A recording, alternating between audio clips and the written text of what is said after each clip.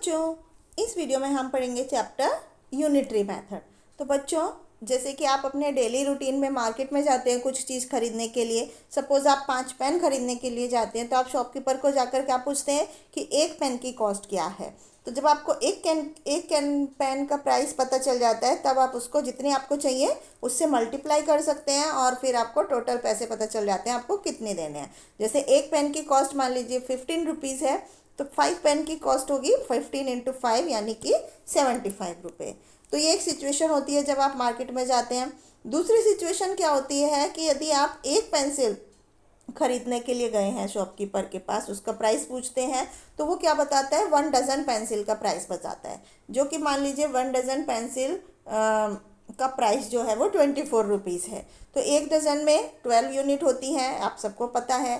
तो फिर यानी कि 12 पेंसिल की कॉस्ट जो है वो 24 है।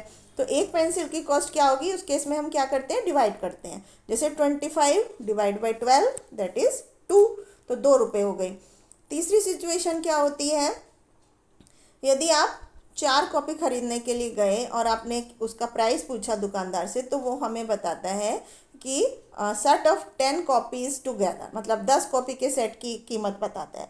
तो उसके लिए आपको तो 4 कॉपी का पता करना है, तो आप क्या करेंगे, इसमें पहले एक कॉपी की कीमत निकालेंगे। वो कैसे निकालेंगे, जैसे कि मान लीजिए 10 कॉपी की प्राइस है फिर 75, तो एक कॉपी का प्राइस कितना, एक कॉपी का प्राइस होगा 75 divide by 10 that is 7 rupees 50 पैसे। अब हमें 4 कॉपी की प्राइस निकालनी है, तो उसको हम 4 से मल्टीप्लाई कर देंगे। तो इस तरह से पहले हम एक चीज़ की कीमत निकालेंगे, उसके बाद जितनी चीज़ हमें चाहिए उससे मल्टीप्लाई करेंगे। तो यूनिटरी मेथड में क्या होता है कि जितनी भी चीज़ों की हमें आर्टिकल्स की संख्या दी होती है, उसकी कॉस्ट दी होती है, तो हमें पहले 1 आर्टिकल यानी एक चीज़ की कीमत निकालनी होती है।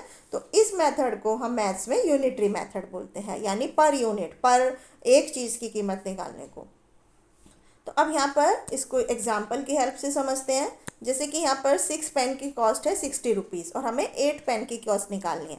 तो बच्चों हम क्या करेंगे, पहले एक पेन की कीमत निकालेंगे। जैसे तो कॉस्ट ऑफ 6 पेन 60 रुपीज़ जो कि दिया हुआ है।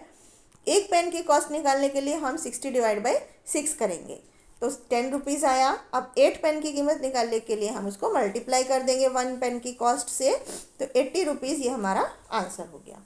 तो बच्चों हमेशा याद रखिए कि हर एक सिचुएशन में यूनिटरी मेथड वर्क नहीं करता है। कुछ कुछ सिचुएशन होती है जहाँ पर ये काम नहीं करता है। जैसे कि 10 साल के लड़के का वेट जो है वो 25 kg है, और हमें what will be the weight of A 20 years old boy. तो आप ये नहीं कह सकते कि यहाँ पर यूनिटरी मेथड से सॉल्व नहीं करेंगे, क्योंकि जैसे कि 10 ईयर्स डबल हो गया तो वेट डबल नहीं होगा। इसी तरह से यदि आप देख रहे हैं कि 5 बर्ड एक पेड़ पर बैठी हैं विद 1 आई, एक आँख वाली, तो ये इस पर भी एप्लीकेबल नहीं होगा कि 10 बर्ड जो हैं विद बोथ द आइज, की 10 बर्ड की 2 आँख होंगी। तो इस तरह से इस यूनिटरी मेथड की भी कुछ लिमिटेशंस होती हैं, but most of the case में ये एप्लीकेबल होता है। तो यहाँ पर इस एक्सरसाइज में इस पर बेस्ड क्वेश्चन है। जैसे कि फर्स्ट क्वेश्चन है, यदि 10 पेन की कॉस्ट 150 रुपीज़ है, तो ईच पेन यानी ईच मतलब हर एक पेन की कीमत कितनी होगी। तो यहाँ पर आप डिवाइड करेंगे 150 डिवाइड बाई 10, तो दैट इज़ 15 रुपीज़। तो ये हमारा आंसर होगा। इसी तरह से यदि 1 क्विंटल ऑफ राइस की कॉस्ट 750 रुपीज़ है, तो 5 क्विंटल राइस की कितनी कॉस्ट होगी। तो इसको हम मल्टीप्लाई करेंगे 750 मल्टीप्लाइड बाई 5। इस तरह से आप यूनिटरी मेथड यूज़ करके इन क्वेश्चंस को सॉल्व कर सकते हैं। नेक्स्ट एक्सरसाइज में भी बच्चों इसी तरह के कुछ क्वेश्चंस हैं। जैसे फर्स्ट क्वेश्चन है 8 मीटर ऑफ क्लॉथ ₹96, यानी 8 मीटर कपड़े की कीमत 96 रुपये है, तो 11 मीटर कपड़े की कीमत क्या होगी। तो उसके लिए पहले आपको 1 मीटर क्लॉथ की कीमत निकालनी पड़ेगी। तो उसके लिए 96 डिवाइड बाई 8 करेंगे, तो ये हो गई 12 रुपीज़। तो अब हमें 11 मीटर की निकालनी है, तो 12 इंटू 11 करेंगे, तो जो हमारा आंसर आएगा वही इस क्वेश्चन का आंसर होगा। इस तरह से हम इन सब क्वेश्चंस को सॉल्व कर सकते हैं।